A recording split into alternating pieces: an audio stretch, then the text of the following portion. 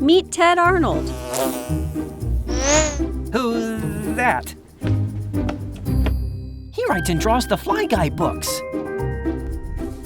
Every morning, Ted starts his day on the dock. He feeds the fish. They look pretty hungry this morning. Look, his neighbor Harry the heron just showed up. Harry likes the fish too. Is it 9:30 already? Time for Ted to get to work. Ted, tell us about your writing and drawing process.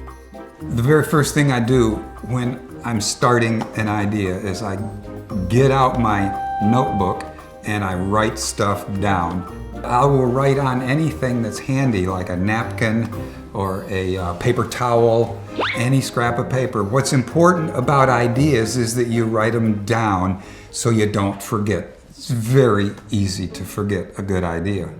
Well, once I have the idea in hand, I sometimes just let it simmer in my brain until I start to feel like I have a beginning, a middle, and an ending. And then I get my pen out and I start writing again. And I try to work out the plot.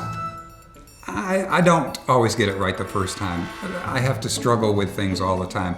I have to redo things a lot. Once I have a plot worked out, the next step is to do a sketch dummy. That sounds funny. It's not a dummy. That's what we call it in the business, but it's a fake book where you fold pieces of paper together and you make all the pages. And I draw on every single page the picture and the words that belong on that page. That way I can then read through it and see if it works like a book should. My sketch dummy for the first Fly Guy book is in here, so you can see that I've drawn each page in the book. It's sideways in here because that's the way the pages fit. Work in the words, even cut out pieces and move things around. I didn't always want to be an author, but I did always want to draw. Ever since I can remember, I've been drawing pictures. My mother encouraged it. I was not always good at drawing. It took a lot of practice. I drew the same scene over and over again, drew the same face over and over again. I've practiced all my life.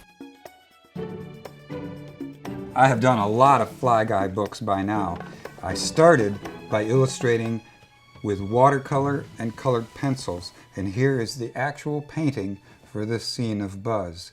And you can see I used to work larger, and then the printer would shrink it down to fit it into the book. Nowadays, I illustrate entirely on the computer, and I even do a series of nonfiction books, also illustrated entirely on the computer. Ted has two cats, Do and Lou. I've had cats all my life, and this one is a little old lady named Do, and that's not her whole name. Her part name is Do-Wah, and that's short for Do-a kitty kitty dum diddy do. That's an old song. Do likes to sit on my lap while I'm working, but often will surprise me by deciding to step up on my keyboard and onto my table, which of course scrambles whatever I'm doing on the computer screen. Look, there's Lou. He's a little shy. What's the hardest part of writing a book? The hardest part about writing a book is coming up with a good idea. Then the even harder part, after the hardest part, is to get the words written that tell the story that first popped into your imagination. And then there's another hard part after that, and that is to draw the pictures that visualize the story the way your idea first came to you. Sometimes Ted needs to take a break. I've always noticed that I'm more creative when I'm outside, especially taking walks or doing things where you're very consciously not thinking about something else. Often get the best ideas, they seem to come out of nowhere, but it isn't exactly that. It is the way your mind works. So going out and doing physical things is a great complement to all of the time I have to spend indoors at the drawing board.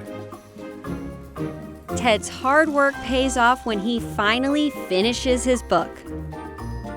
When I finish a book, it's like a celebration time. I've been known to do a little dance. Nobody's ever witnessed that dance, and nobody wants to see that dance. But it's always a celebration. I've done close to 100 books now, and I still feel the same. It's the kid in me saying, "Look at what I just made."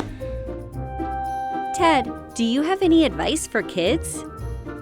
Some advice I'd like to give everybody, and I used to give this advice all the time to kids when I was visiting schools.